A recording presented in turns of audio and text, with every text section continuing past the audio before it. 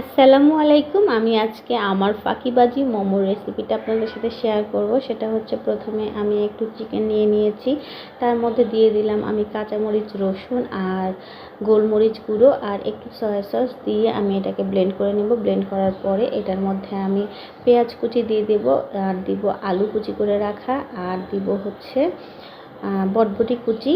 এর মধ্যেও একটু আমি লবণ দিব, গোলমরিচ গুঁড়ো দিব আর সয়া সস দিব, দিয়ে এটাকে সুন্দরভাবে আমি মেখে নিব। এর মধ্যে আমি একটু গরম তেলও দিয়েছি, কেননা এটার মধ্যে গরম তেলও দিতে হয়। দিয়ে তারপরে এখন আমি ফাঁকিবাজি পার্টটা দেখাই। সেটা হচ্ছে, আমি এরকম একটা রুটি বানিয়ে এর মধ্যে 4টা ভাগ করে নিয়ে এর মধ্যে একটু একটু করে মোমোসের পুরটা দিয়ে তারপরে আমি এটাকে সুন্দরভাবে এইভাবে 3টা ভাঁজ দিয়ে বানিয়ে নেই। এটা আমার কাছে অনেক সহজ মনে হয়। আর সকালবেলা নাস্তার সময় আসলে অতটাও সময় থাকে না, যার জন্য আজকে সকালবেলা আমি এভাবেই বানিয়েছি। আমি বেশিরভাগই এভাবেই বানাই, আমার ভালোই লাগে। তো এখন আমি স্টিম করতে দিয়ে দিলাম। আগে থেকে পানি গরম করে রেখেছিলাম, এবার আমি ঢেকে দিব। ঢেকে দিয়ে কিছুক্ষণ অপেক্ষা করার পরে এই যে আমার মোমো রেডি হয়ে গিয়েছে।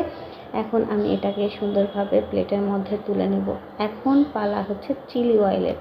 তো এর মধ্যেই প্রথমে আমি চিলি ফ্লেক্স দিয়ে দিব, দিয়ে তার মধ্যে আমি রসুন, গোলমরিচ গুঁড়ো, সয়া সস, টমেটো সস, তারপরে তিল দিব। তিল দেওয়ার পরে এরপরে আমি এর মধ্যে গরম তেল ঢেলে দেব। দিয়ে দেখেন আর চিলি সসটা রেডি। এই চিলি সসটা খেতে কিন্তু আমার বেশ লাগে, আমি খুব পছন্দ করে খাই। আর এই যে ফাইনাল লুক দেখেন, আমার মোমো হয়ে গিয়েছে। এটা হচ্ছে